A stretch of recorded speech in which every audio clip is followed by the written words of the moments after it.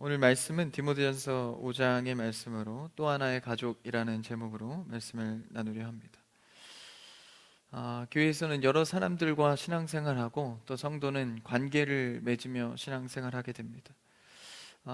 디모데전서에 계속되는 말씀은 이 목회하는 어린 목회자 디모데에게 이제 바울이 전하는 메시지입니다.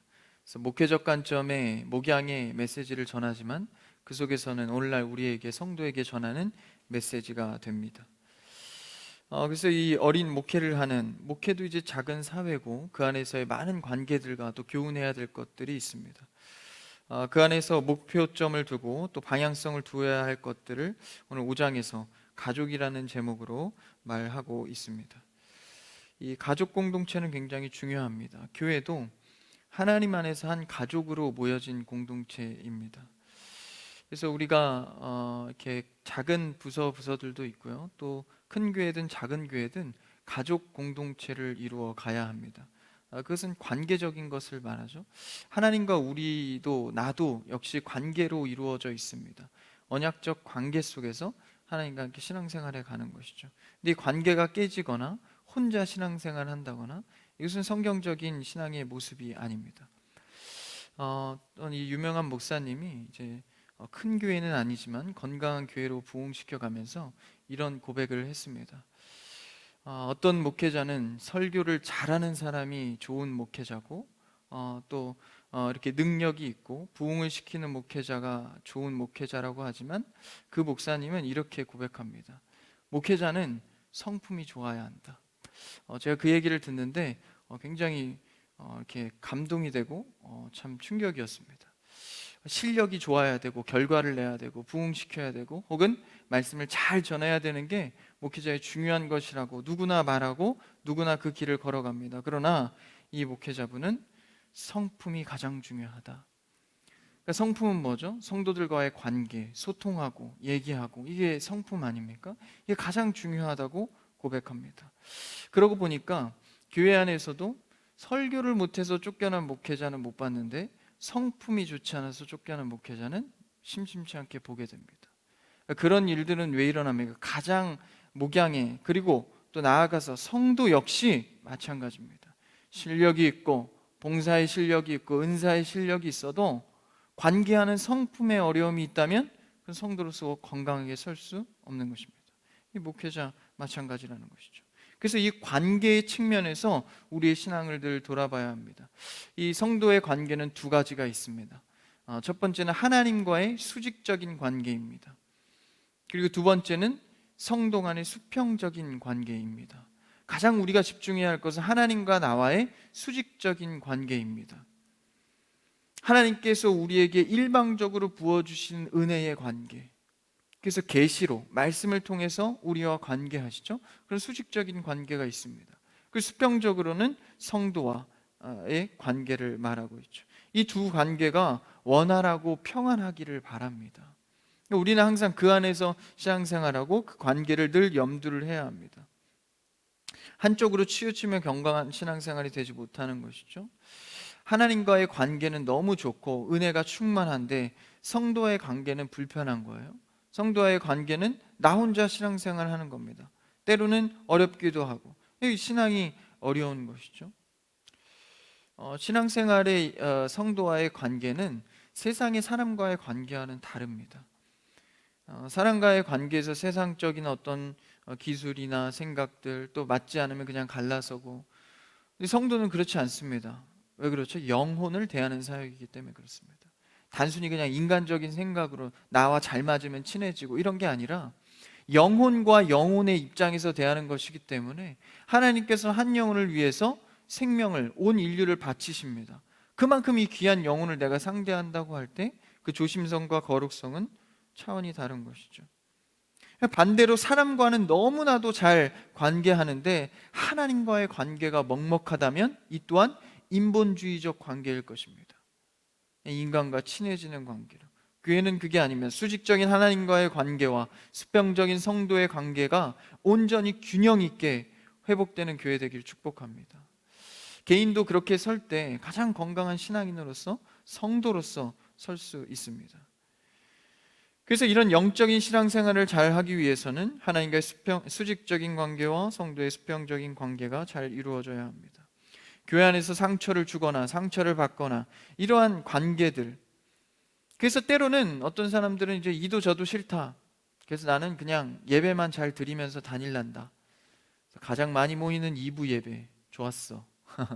그래서 다른 예배보다도 그냥 예배만, 많이 모이는 예배 드리고 상관하기 싫다, 그래서 예배만 드리면서 관계의 부담을 회피합니다. 물론 이제 상처를 받아서 그 상처가 아물기 전에 이제 관계하는 것이 두려워서 그럴 수도 있겠습니다. 그러나 우리가 추구해야 될 방향성은 항상 우리가 주 안에서 예배 드리는 것도 있지만 항상 이 교제, 관계가 따라와야 합니다. 예수님께서도 제자들과 함께 떡을 떼면서 모임을 갖습니다. 코이노니와 교제를 말하는 것이죠. 성도의 교제. 이 교제가 안 돼서 심지어 교회를 옮기는 경우도 있습니다. 말씀도 너무 좋고 교회 질서도 체계도 너무 좋은데 이 관계 하나가 무너져서 옮기는 경우도 다반사입니다. 그만큼 우리가 성도로서 이 관계를 잘하는 것이 굉장히 중요합니다. 젊은 목회자 디모데가 성도를 대하는 것에 있어서 이 사도 바울이 교회 안에서 성도가 서로 어떻게 대해야 하고 목회자가 성도에게 어떻게 대해야 하는지를 오늘 말씀에서 전하고 있는 것입니다. 이 중요도는 단순히 그냥 실천적인 하나의 항목이 아니라 교회에서 가장 중요하다고 해도 손색이 없을 만큼 큰 문제다라는 것이죠. 그래서 오늘 5그룹의 사람들에게 대하는 태도를 말해주고 있습니다. 첫 번째는 나이 많은 남자, 또 나이가 적은 남자, 나이가 많은 여자, 나이가 적은 여자, 그리고 마지막으로 과부에 대하여서 이 5그룹의 사람들에 대해서 나오는 태도가 오늘 1절부터 나옵니다. 한번 1절을 다시 읽어볼까요? 1절입니다. 시작.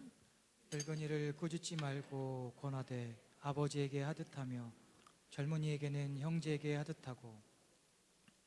이제 남자에 대해서 먼저 말하고 있는데 나이가 많은 늙은이에게 꾸짖지 말고 권하되, 목회자로서 말씀으로 권하는데 권하지 말라는 게 아니에요. 나이와 상관없이 말씀 앞에서 우리는 서로 배우고 가르쳐야 합니다. 나이와 불문한 거예요. 권하지 말라는 것이 아니라 늙은이를 꾸짖지 말고 권하라는 거예요. 그러니까 이게 말씀으로 대할 때 이 말씀은 항상 사람을 세우는 말씀입니다. 그러니까 말씀으로 시험 들게 하고 말씀으로 마음을 무겁게 하고 정죄하고 비판하는 것이 아니라 성도를 대할 때 세우는 마음. 근데 꾸짖지 않고 어떻게 하래요? 1절에 보니까 아버지에게 하듯 하라. 아버지는 누구죠? 가족입니다. 혈육의 가족을 말하고 있습니다. 혈육의 가족한테 하듯이 예의를 갖춰서 하라는 것입니다. 그러니까 직분으로 이렇게 말씀의 권위로 눌러버리지 말고 아버지에게 하듯 훈계의 상황이다 하더라도 예의를 갖춰서 노인의 얼굴을 공경하여서 하라는 것입니다. 그러니까 우리는 교회 안에서 이런 나이가 많은 자에 대해서 말씀이 그렇다고 함부로 지적하거나 비판하면 안 된다는 것이죠. 예의를 갖춰서. 그렇죠? 그리고 또한 젊은 이에게, 그러니까 나이가 적은 이에게 대할 때에는 또 어떻게 하래요? 형제에게 하듯, 내 형제와 자매에게 하듯 대하라라는 것입니다. 이것도 역시 무엇입니까? 가족을 말하고 있습니다. 혈육 간의 가족에게 대하듯, 그러니까 그렇게 대하라라고 말하고 있죠. 2절도 역시 마찬가지입니다. 한번 2절 읽어볼까요? 2절입니다. 시작. 늙은 여자에게는 어머니에게 하듯하며 젊은 여자에게는 온전히 깨끗함으로 자매에게 하듯하라. 이 여자에 대해서도 나이가 많은 여자에게 대할 때에 어머니에게 대하듯이 하라는 거예요. 아까 아버지에게 하는 거랑 똑같죠? 그 다음에 나이가 어린 여자에게는 온전히 깨끗함으로 자매에게 하듯이, 여기서 말하는 자매도 역시 혈육의 가족 공동체를 말합니다. 그렇게 하듯이 우리가 부모님이나 형제 자매에게 어떤 일이 생기면 누구보다도 앞장서는 게 가족 아닙니까? 그렇게 하듯이 대하라라는 것입니다. 여기서 특별히 젊은 여자에게는 수식이 하나 있죠. 온전히 깨끗함으로 자매에게 하듯. 이 성적인 겁니다. 그러니까 함부로 대하지 말라는 거예요. 여성에 대해서 그냥 나이가 어리다고 해서 함부로 대하지 말라. 요새는 그런 이슈도 많죠. 이 성적인 것들 조심하라는 겁니다. 그래서 이 목회자가 어떤 그런 문제가 되거나 그런 일들이 많이 생기죠. 그래서 철저하게 어떤 교회 목사님은 아예 그냥 1대1로는 자리도 갖지 않는 아주 엄격한 교회들도 많습니다. 너무 또 그렇게 고지식하게 하면 성도들이 무섭잖아요. 그 정도까지는 아니더라도 스스로 삼가 조심하라는 겁니다. 어떤 목회자분은 그렇게 막 철저하게 눈길도 손길도 안 주는 거예요. 그렇게까지 할 필요는 없을 것 같긴 한데 그 고백은 공감이 됩니다. 뭐라고 하시냐면 나도 나를 못 믿기 때문에 난 그렇게 한다. 단순한 말이지만 굉장히 은혜가 되더라고요. 그래서 조심하고 또 조심해서 가족에게 하듯 가족과 같이 대하라라는 것입니다. 한 번 보고 안 만날 사람처럼 어차피 남이니까 이렇게 하지 말고 가족에게 진심과 순수한 마음으로 하듯 하라는 것입니다. 누구에게요? 성도에게 대함의 원리입니다. 그러니까 성도에게 대하는 것은 가족과 같이 하라는 것이에요. 그래서 교회는 가족 같은 교회 뭐 이런 표현 많이 하지 않습니까? 굉장히 건강한 교회입니다. 가족과 같이 세워져 가는 교회. 부모와 형제에게 대하듯 가족에 대해서 하듯이 하라는 것이죠. 이것을 확대해서 역으로 말하면 나이 많은 자는 어린 자에게 자녀 대하듯이 또 더 어린 자는 손주에게 대하듯이 하라는 겁니다. 그래서 이것은 어떤 그런 성도의 신앙생활을 하면서 가족처럼 대해라 세부적인 항목을 주는 것 같지만 이건 세부적인 조언보다는 큰 하나의 틀을 던져주고 있는 것입니다. 1절도 그렇고 2절도 그렇고요. 아버지에게 하듯 형제에게 하듯 어머니에게 하듯 자매에게 하듯 그러니까 이게 소상한 어떤 실행의 실천을 말하는 것 같지만 그게 아니라 하나의 덩어리를 던져주고 있는 겁니다. 방향성 가족에게 하듯 성도에게 하라는 것입니다. 그 방향성을 갖고 가면 내가 어떻게 말할지 행동할지는 자동적으로 나온다는 거예요. 저에게 어떤 말을 해 거짓말을 하지 마 이런 멋진 단어를 써 이게 아니라 내가 저가 진짜 형제라면 어떻게 할 것인가. 그럼 어떨까요? 그 형제가 잘 되면 오늘도 갑자기 제가 좋은 우리 청년부에 좋은 소식을 하나 들어서 아직 공개는 못하지만 너무 기분이 좋더라고요. 그래서 그런 얘기를 들으면 뭐 시샘하고 뭐 이게 아니라 너무 기분이 좋은 거예요. 마치 내 형제가 잘 됐듯이, 마치 내 부모님이 잘 됐듯이, 누가 건강을 회복하면 마치 내 부모님이 건강을 회복하는 것처럼 기뻐하는 겁니다. 왜요? 성도는 가족이기 때문에 그렇습니다. 그래서 그 큰 틀을 정해주고 내가 그 틀 안에서 인식이 생기면 말과 행동은 자동적으로 나오게 됩니다. 그래서 오늘 말씀의 제목처럼 성도는 또 하나의 가족입니다. 옛날 광고 문구인데요. 또 하나의 가족. 그래서 삼성이 대기업이어서 그런지 광고 문구를 참 잘 짓는 것 같아요. 또 하나의 가족. 물건 팔면서 말이죠. 그래서 또 하나의 가족. 얼마나 좋습니까? 근데 우리 교회 안에서는 진짜 진실된 고백입니다. 또 하나의 가족. 그러니까 가족, 혈육적인 가족이 아니라 또 다른 가족의 개념이 내 안에 들어오는 겁니다. 인식되어지는 거죠. 그럴 때 내 행동의 방향과 틀은 달라지는 것입니다. 그러니까 이 인식이 또 하나의 가족의 인식이 안 들어오면 나는 어쩔 수 없이 그냥 내가 친한 사람, 그렇죠? 가족이라는 인식이 안 들어오면은 아무리 내가 관계하려 해도 세상적인 가치관으로 관계할 수밖에 없습니다. 그게 인간의 한계입니다. 그래서 우리 안에는 또 하나의 가족처럼 이 개념이 들어와야 하는 것이죠. 그래서 우리는 이 개념이 들어오면 아무리 힘든 일도 의욕이 저하되는 일도 해낼 수 있게 됩니다. 여러분 부모님이 자녀가 말 안 듣고 힘들다 그래서 포기를 쉽게 하나요? 포기하지 않습니다. 아무리 자녀가 힘들어도 끝까지 가는 겁니다. 왜요? 가족이라는 틀의 인식이 확실하니까, 내 자녀니까. 여러분 성도를 대할 때도 하늘 가족이라는 완전한 그 영적 가족이라는 인식이 확실하면 그 대하는 태도가 다릅니다. 다를 수밖에 없습니다. 그러니까 저에게 어떻게 할까, 어떻게 하면 사랑할까 이전에 나는 저와 어떤 관계인가를 생각해야 합니다. 그래서 할 일이 아무리 많고 그렇죠?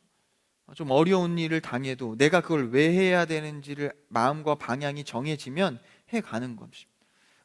제가 요새 공부할 때도 이제 뭐 이렇게 매일 써야 되는 보고서나 레포트 뭐 이런 것들이 있습니다.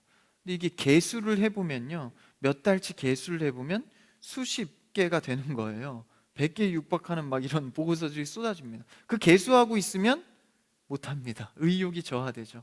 근데 내가 이 경건 훈련이다, 이 훈련을 통하여서 하나님께서 나를 쓰시리라, 이 방향성과 틀을 가지면 아무리 많아도 하루하루 해나갈 수 있는 의욕이 생깁니다. 여러분, 교회 안에서도 하나님의 가족이라는 공동체의 인식이 확실하기를 축복합니다. 그래서 오늘 말씀에서 그 틀을 자꾸 사도 바울이 제시해주고 있는 겁니다. 아버지에게 하듯 하라, 형제에게 하듯 하라, 어머니에게 하듯 하라, 자매에게 하듯 하라. 그 방향이 정해지고 나면 할 수 있다는 것이죠. 이해할 수 있고, 덮어줄 수 있고, 용서할 수 있고. 이건 내 힘으로 하는 게 아닙니다. 하나님이 정해주신 육의 가족을 넘어서 영의 가족의 인식, 이것을 통해 하는 것이죠. 사실 이것은 일찍이 예수님께서 미리 선언하셨습니다. 이 신약의 예수님께서 성육신 하셔서 이 땅 가운데 사역하시면서 이미 그 가족 공동체의 새로운 선언을 계속해서 하셨습니다. 그 장면 중에 하나가 마태복음 12장에 보면 이 귀신 들린 자를 예수님께서 쫓으시고 서기관들과 바리새인들을 꾸짖습니다. 그런 제자들에게 또 가르침을 주고, 이런 모임 상황에서 이제 그 어머니와 이 예수님의 동생들이 찾아옵니다. 그러니까 찾아왔을 때는 사실 그만한 이유가 있었습니다. 그러니까 이미 소문이 난 거예요. 분명히 이 혈육의 가족들은 그냥 평범한 그냥 예수님인 줄 알았는데, 갑자기 30살이 넘어서 막 이렇게 기적을 행하고, 그리고 내가 메시아라고 그러니까, 뒤에서 고향에서는 다 알지 않습니까? 30년 동안 고향에서 목수이던 사람이 갑자기 다른 지방 가서 메시아라고 하니까 그 소문이 어떻겠습니까? 저 사람 미쳤다, 그런 소문이 돈 거예요. 그 소문을 접하고 이 어머니와 동생 가족들, 혈육의 가족은 얼마나 걱정이 됩니까? 혈육의 가족이 그 소문 듣고 진짜 미쳤나 보다 이렇게 할까요? 아니죠. 걱정해서 찾아온 겁니다. 그러니까 혈육의 마음으로, 가족의 마음으로 지금 찾아온 거예요. 그러니까 예수님께서 그들의 가족이 찾아온 것을 이제 한 사람이 와서 알립니다. 그래서 예수님께서 그 이야기를 듣고, 어머니와 동생들이 예수님 찾아왔습니다, 할 말이 있나 봅니다. 그때 예수님께서 유명한 말씀을 하시죠. 마태복음 12장 48절에서 50절입니다. 한번 읽어볼까요? 시작. 말하던 사람에게 대답하여 이르시되 누가 내 어머니이며 내 동생들이냐 하시고, 손을 내밀어 제자들을 가리켜 이르시되 나의 어머니와 나의 동생들을 보라. 누구든지 하늘에 계신 내 아버지의 뜻대로 하는 자가 내 형제요 자매요 어머니이니라 하시더라. 예수님께서 찾아온 어머니와, 혈육의 어머니와 동생들이 내 어머니와 내 형제가 아니다라고 말하면서, 진짜 내 형제는 바로 여기 있는 아버지 하나님 안에서 하나 된 너희들 제자들이다, 이렇게 말씀하시는 거예요. 그럼 예수님께서는 육의 가족을 무시하는 겁니까? 그게 아닙니다. 제자들에게 가리키고자 하는 새로운 공동체를 선언하고 계신 겁니다. 예수님을 걱정해서 혈육적으로 육신의 가족이 왔지만 그 육신의 가족이 전부가 아니라는 거예요. 영적인 또 다른 가족이 있다는 것을 알려주고 있는 것입니다. 혈육의 가족은 사실 이 땅 가운데 있는 개념입니다. 이 세상에서 살 동안만 말이죠. 그래서 예수님께서 제자들이 물어보지 않습니까? 예전에는 이제 남편이 죽으면 또 그 형제와 살고 뭐 이렇게 되는데, 나중에 천국 가서는 누구의 아내입니까? 그러니까 예수님이 그 제자들에게 항상 좀 한심하다는 듯이 뭐 그런 생각을 하셨는지 모르겠어요. 근데 그렇게 말씀하시죠. 하늘나라에 가서도 그런 가족 체계가 있을 것 같냐? 그렇지 않다. 완전히 다른 공동체로 새롭게 살아간다, 말씀해 주잖아요. 그러니까 그 선언을 자꾸 해주시는 거예요. 영적인 가족의 의미를 말씀해 주십니다. 하나님 아버지 안에서 우리는 모두 다 혈육의 가족처럼 그러한 가족 공동체다 인식하게 하는 것이죠. 그러니까 사실 이 육신의 가족 입장에서는 좀 서운할 수 있습니다.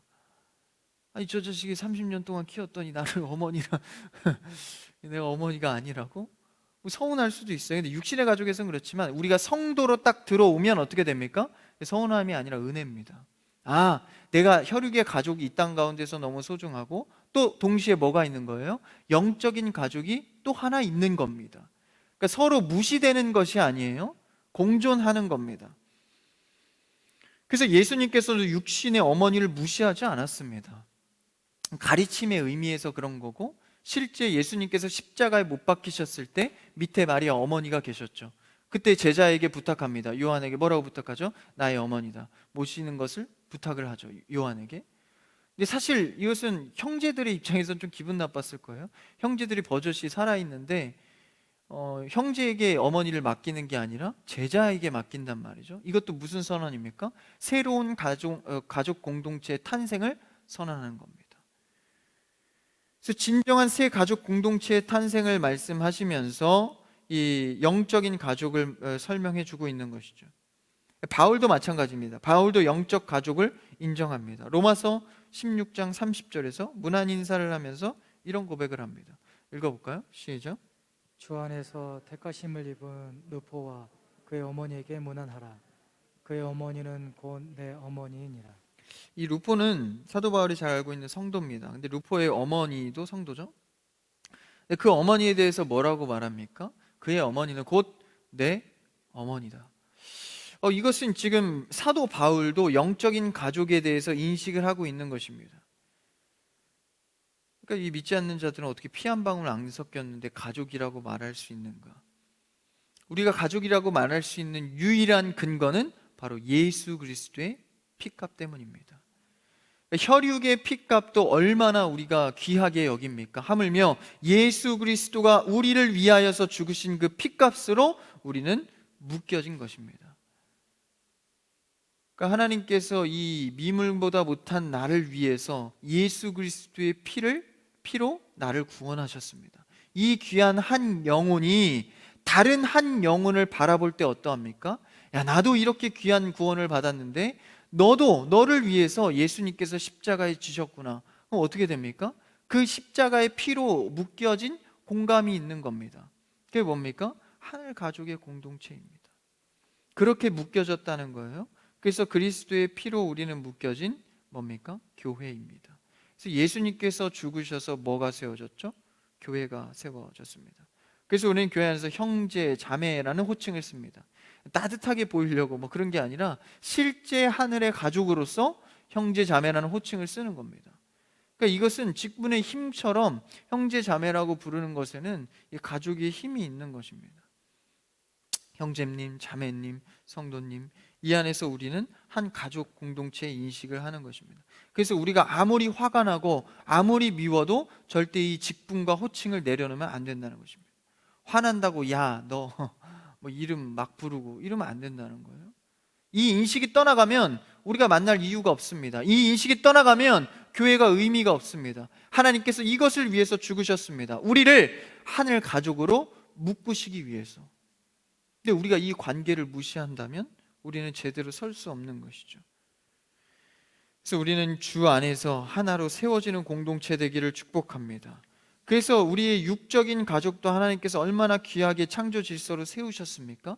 그리고 또 새로운 공동체, 영적인 가족도 세우셨습니다. 그래서 이게 공존해 가는 것이죠.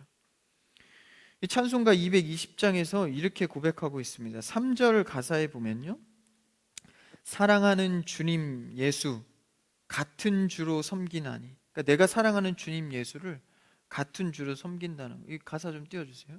3절입니다.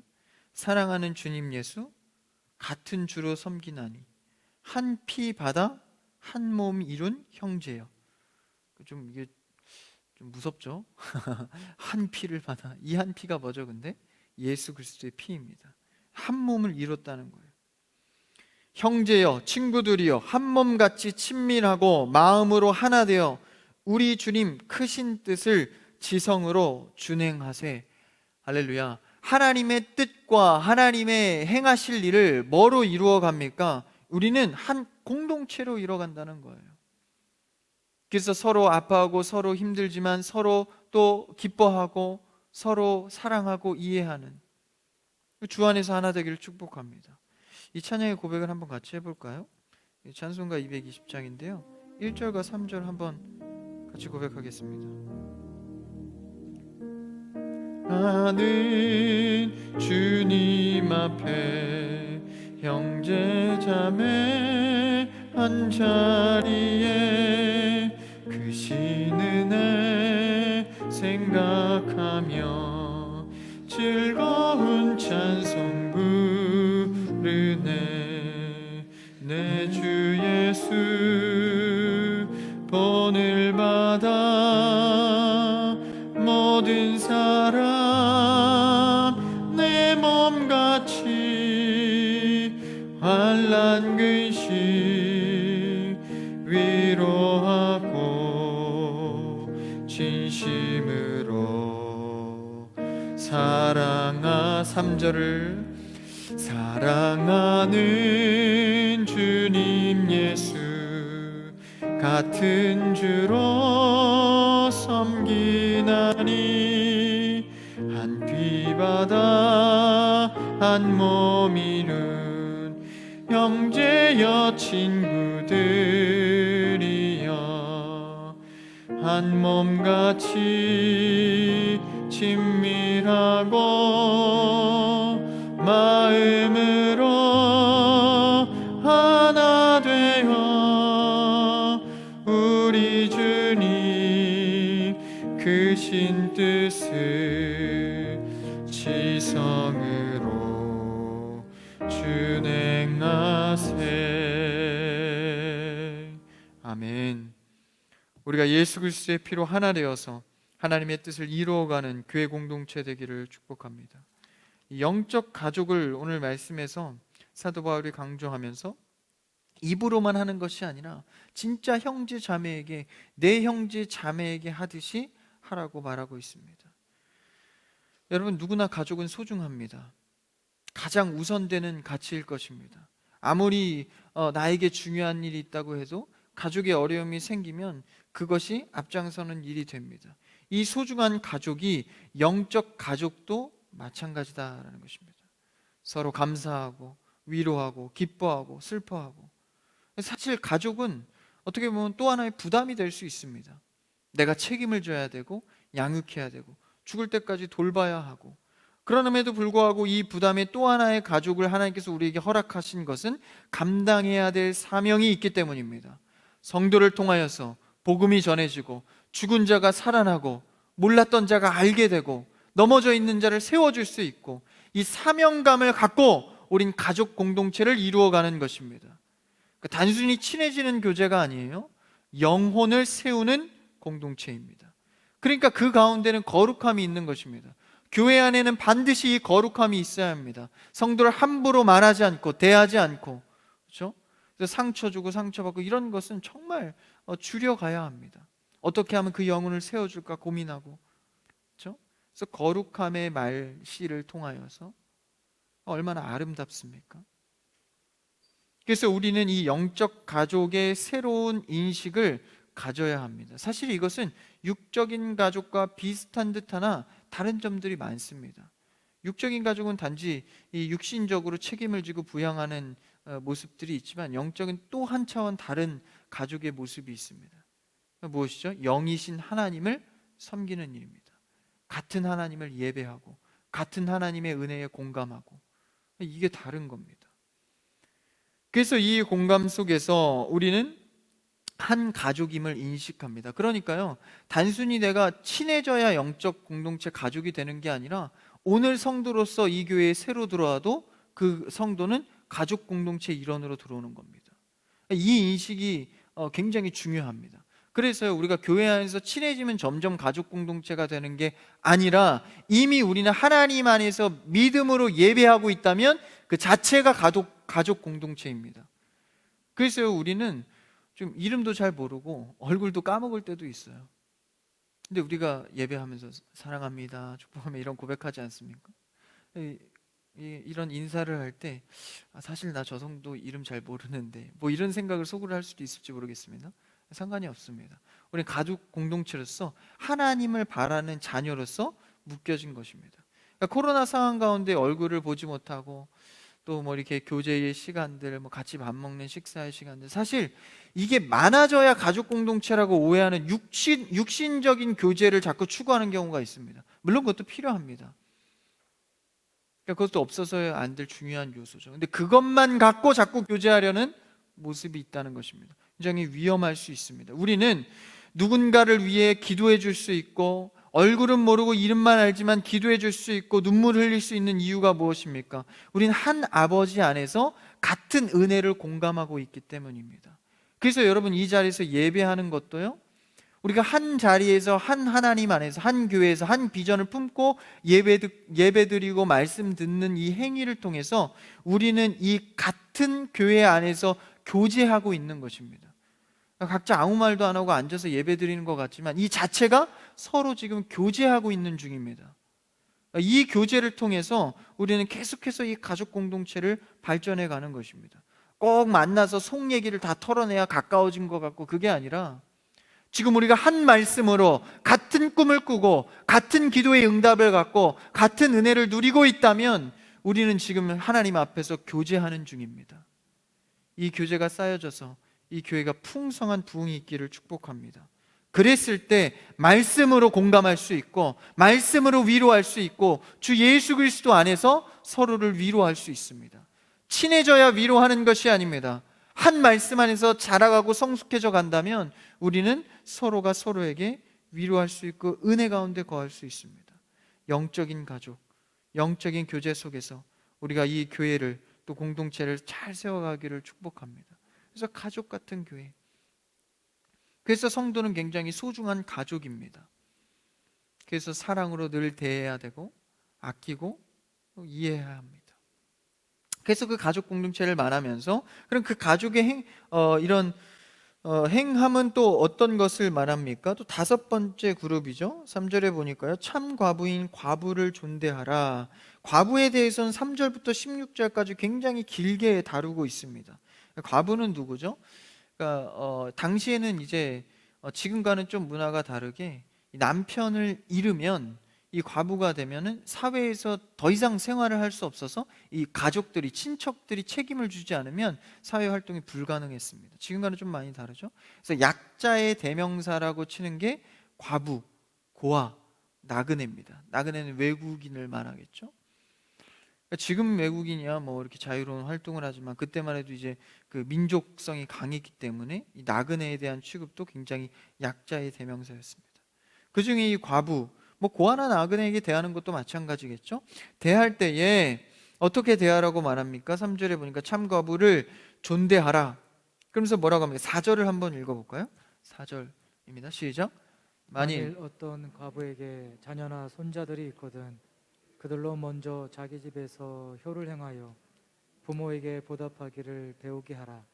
이것이 하나님 앞에 받으실 만한 것입니다. 사실 이 과부는 전적으로 어느 공동체에서 책임을 져야 되면 교회에서 책임을 져야 합니다. 그러니까 사실 지금은 이 교회의 역할이 많이 약화됐지만 이 사실 초대교회는 가정사의 수많은 어려움들을 교회가 많이 책임을 졌습니다. 근데 오늘 말씀에서 강조하는 것은 뭡니까? 이 영적인 가족 공동체를 처음에 말하면서 육적인 가족 공동체를 무시하는 게 아니라 4절에 보니까 과부를 사실 교회 공동체가 교회 가족이 책임져라 라고 말해야 될 것 같지만 사실은 그렇게 말하지 않아요? 먼저 뭐 하라고 말합니까? 과부에게 자녀나 손자들이 있거든 그들이 먼저 자기 집에서 효를 행하며 부모에게 보답하는 것을 배우게 하라는 거예요. 그것을 하나님 앞에서 하나님께서 그 모습을 받고 기뻐하신다라는 것입니다. 그러니까 우리가 성도의 이런 하늘의 가족 공동체만을 위한 것이 아니라 실제 육신의 가족을 위해서도 힘써야 한다는 것입니다. 육신의 가족을 무시하면 안 된다는 거예요. 예수님도 십자가상에서 어머니 마리아를 걱정하면서 부탁을 하지 않습니까? 그게 공존한다는 겁니다. 이 땅에 하나님께서 제정하신 공동체의 첫 시작이 뭐죠? 아담과 하와, 뭡니까? 가족입니다. 무시하지 말라는 거예요. 그래서 원래는 교회가 맡아야 되는 교회에게 핑계 대지 말라는 겁니다. 가족이 충분히 할 수 있는 일임에도 불구하고 교회에서 왜 안 맡았냐 과부를, 이런 핑계 대지 말라는 거예요. 먼저 가족이 책임질 수 있는 일은 가족이 하라는 겁니다. 이게 굉장히 중요한 개념입니다.